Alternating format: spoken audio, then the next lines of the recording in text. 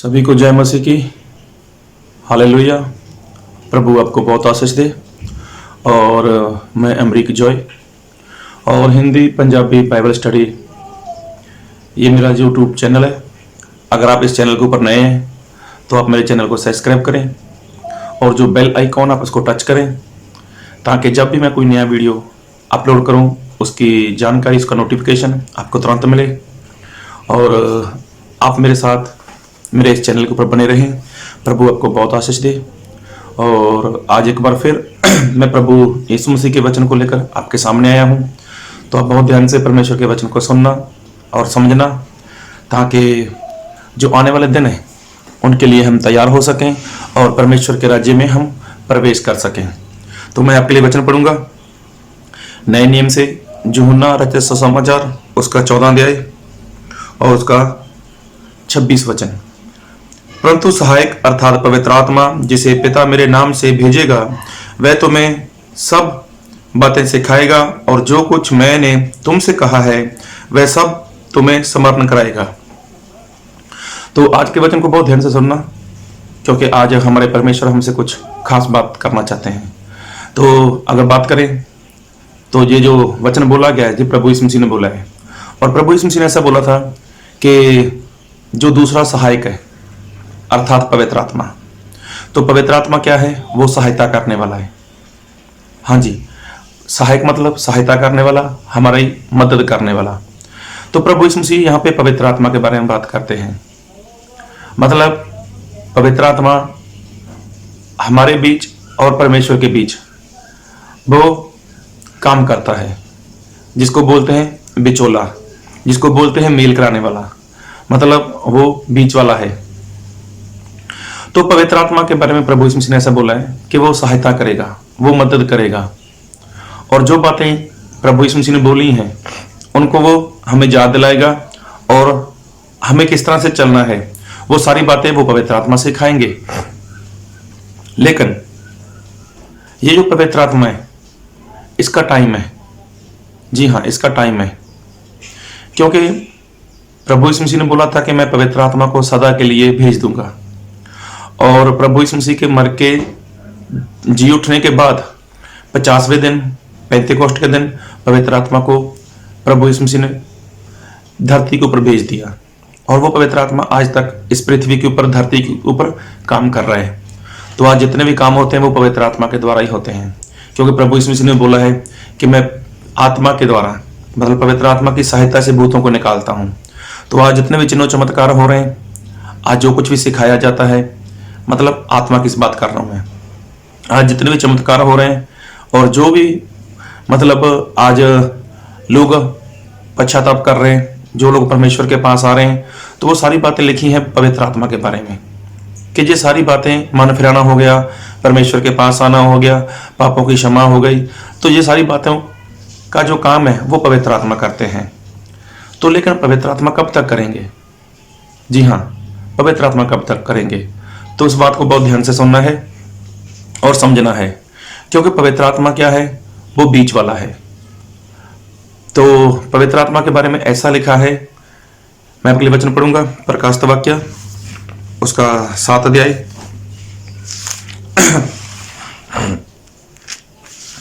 प्रकाशित वाक्य उसका 7 अध्याय और उसका 1, 2, 3। तो बहुत ध्यान से सुनना। इसके बाद मैंने पृथ्वी के चारों कोनों पर 4 स्वर्गदूत खड़े देखे। वे पृथ्वी की चारों हवाओं को थामे हुए थे, ताकि पृथ्वी या समुद्र या किसी पेड़ पर हवा ना चले। फिर मैंने एक और स्वर्गदूत को जीवते परमेश्वर की मोहर लिए हुए पूर्व से ऊपर की ओर आते देखा। उसने उन 4 स्वर्गदूतों से, जिन्हें पृथ्वी और समुद्र की हानि करने का अधिकार दिया गया था, ऊंचे शब्द से पुकार कर कहा, जब तक हम अपने परमेश्वर के दासों के माथे पर मोहर ना लगा दें, तब तक पृथ्वी और समुद्र और पेड़ों को हानि ना पहुंचाना। तो यहां पर ये जो बात लिखी है कि स्वर्गदूत, तो ये स्वर्गदूत परमेश्वर के नहीं है, ये शैतान के दूत हैं। तो उनको क्या मिला है? उनको अधिकार मिला है कि वो पृथ्वी के ऊपर क्या करें? वो नुकसान करें। लेकिन यहां पर लिखा है, मैं आपके लिए फिर पढ़ूंगा, एक बार फिर प्रकाशित वाक्य 7 अध्याय इसका 2 वचन। फिर मैंने एक और स्वर्गदूत को जीवते परमेश्वर की मुहर लिए हुए पूर्व से ऊपर की ओर आते देखा। उसने उन 4 स्वर्गदूतों से, जिन्हें पृथ्वी और समुद्र की हानि करने का अधिकार दिया गया था, ऊंचे शब्द से पुकार कर कहा, जब तक हम परमेश्वर के दासों के माथे पर मोहर ना लगा दें, तब तक पृथ्वी और समंदर और पेड़ों को हानि ना पहुंचाना। तो देखो, इनको किसी ने रोक दिया गया है। जी हाँ, तो ये जो 4 दूत हैं, ये तो नुकसान करना चाहते हैं, ये तो बिगाड़ करना चाहते हैं, मतलब तहस नहस करना चाहते हैं।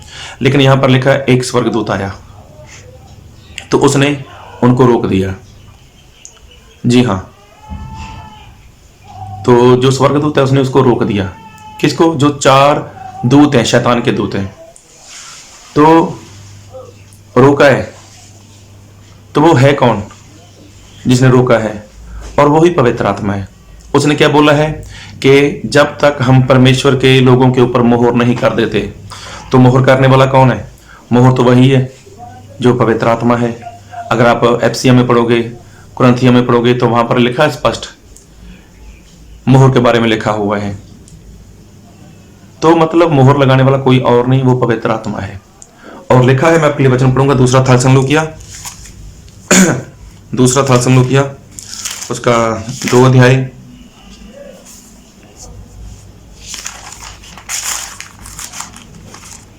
दूसरा थेसलोनिकिया उसका 2 अध्याय।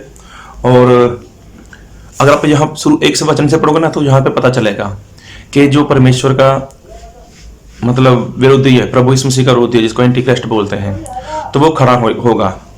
लेकिन खड़ा होगा तो कब खड़ा होगा?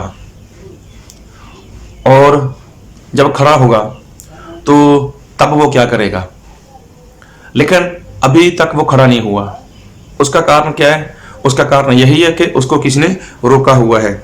और मैं आपके लिए वचन पढ़ी देता हूं,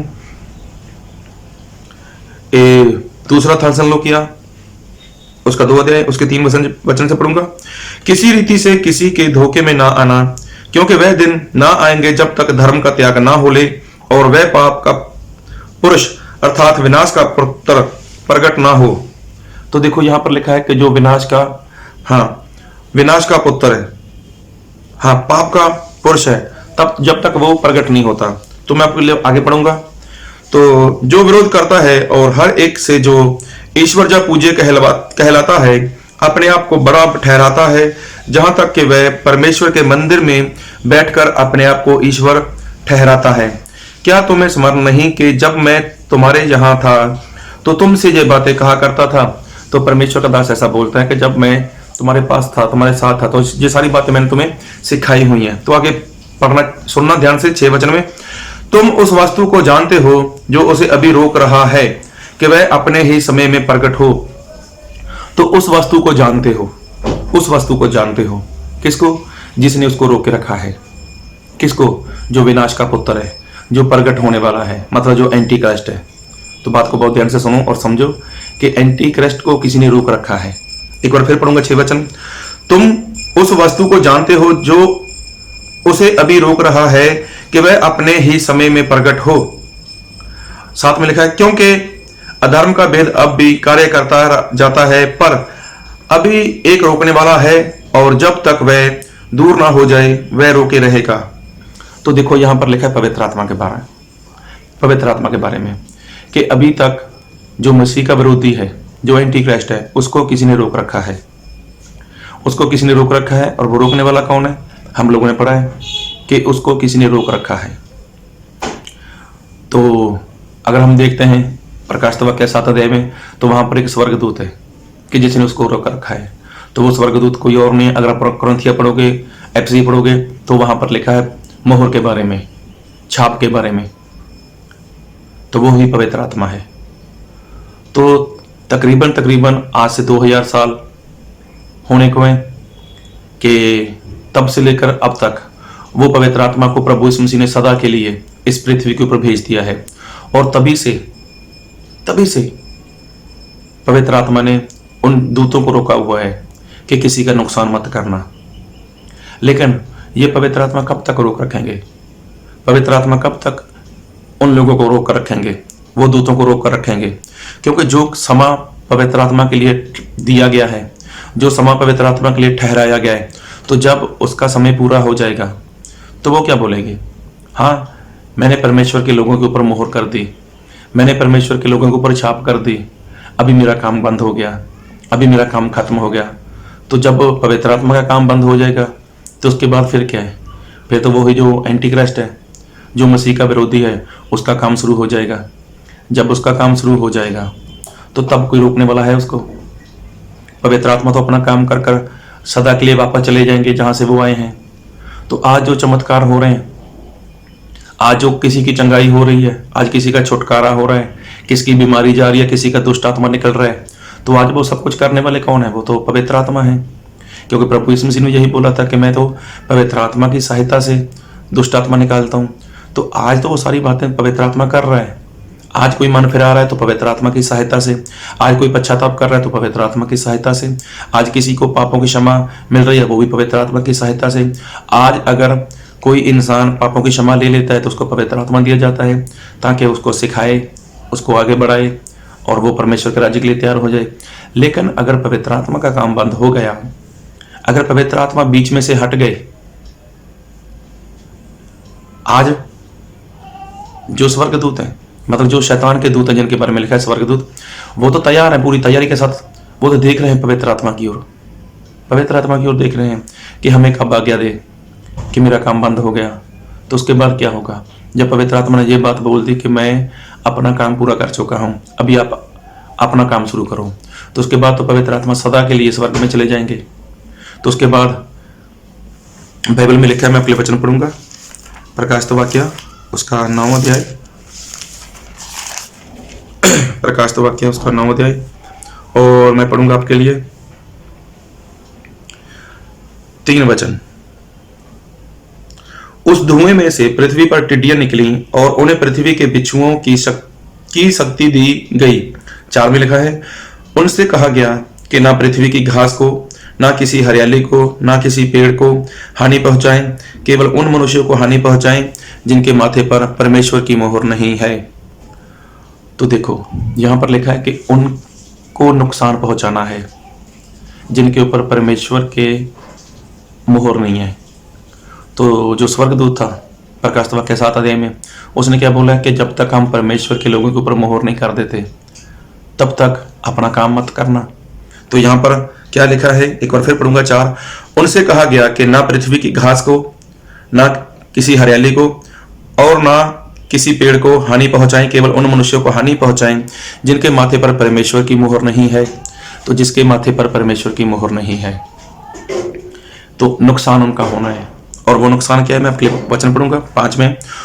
उन्हें लोगों को मार डालने का तो नहीं, पर 5 महीने तक पीड़ा देने का अधिकार दिया गया, और उनकी पीड़ा ऐसी थी जैसे बिच्छू के डंक मारने से मनुष्यों की होती है।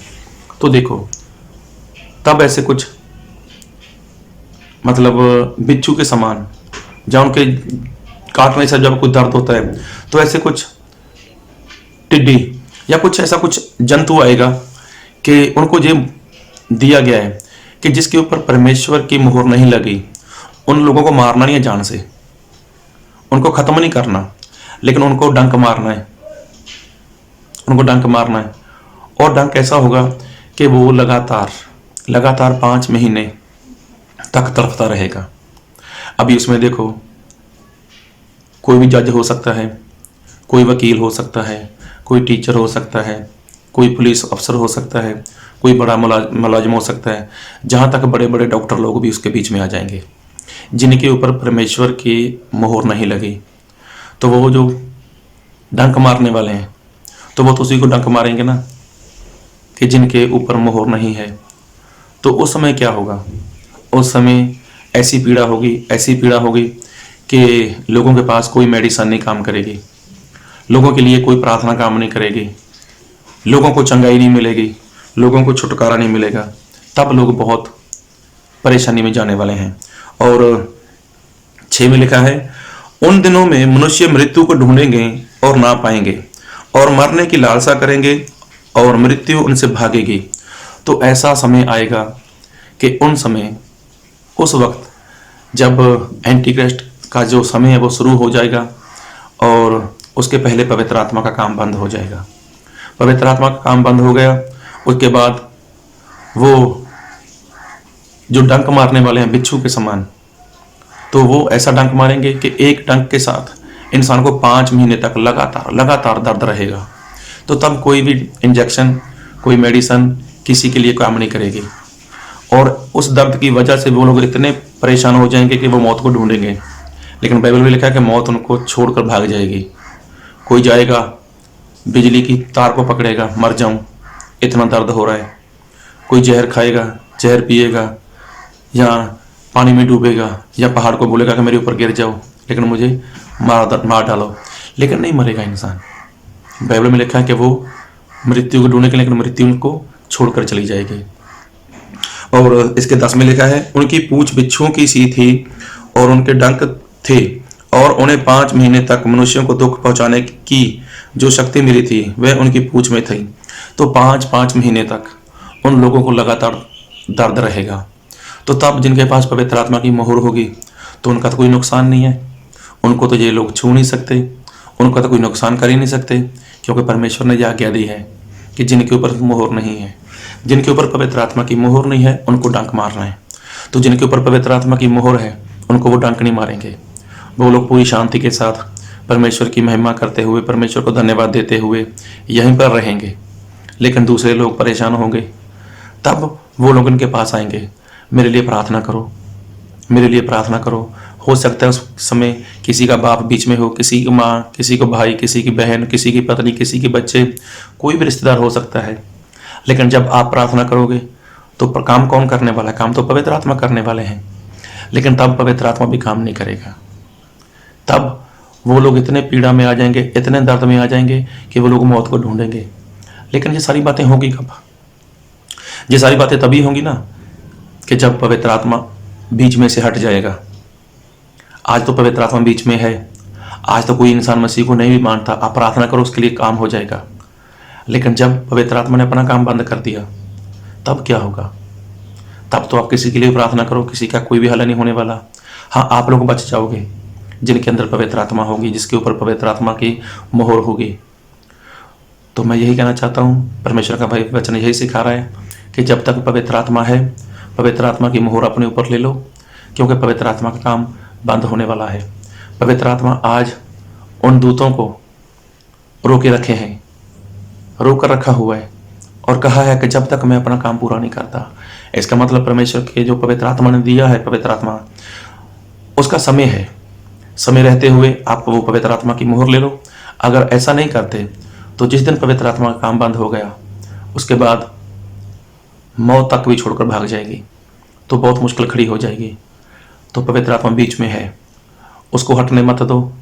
अगर वो हटेगा तो है ही, हटने वाला तो है ही, लेकिन उसके हटने से पहले आप लोग पश्चाताप करो, आप अपना जीवन प्रभु यीशु मसीह को दो, ताकि वो जो प्रभु यीशु मसीह ने बोला है कि वो सहायक है, वो मददगार है, वो सहायता करने वाला है, तो वो अभी सहायता करेगा। इसलिए वो पवित्र आत्मा अभी हमारी सहायता कर रहा है। वो हमारे बीच में और परमेश्वर के बीच में, और जो शत्रु शैतान है उसके बीच में खड़ा है। लेकिन जब वहाँ से हट गया तो कुछ भी नहीं हो सकता। फिर कोई प्रार्थना काम नहीं करेगी, फिर कोई वचन काम नहीं करेगा। प्रभु आपको इस वचन से आशीष दे, आमीन। और हाँ, आप मेरे इस वीडियो को ज़्यादा शेयर करो, कमेंट करो, लाइक करो। प्रभु आपको आशीष दे।